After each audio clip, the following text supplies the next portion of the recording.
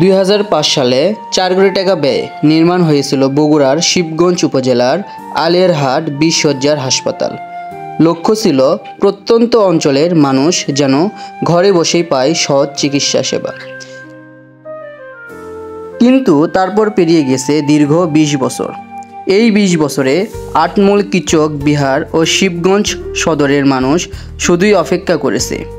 প্রতিদিন ছোট রোগে কষ্ট নিয়ে ছুটতে হয়েছে শহরের হাসপাতালে।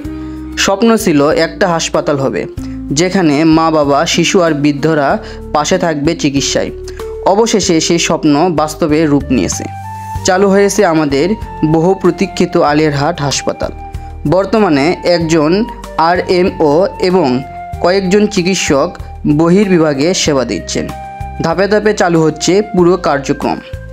এই হাসপাতাল চালু হওয়া মানে এলাকার উন্নয়ন, মানুষের জীবন বাঁচানো আর 20 বছরের দীর্ঘ অপেক্ষার জয়।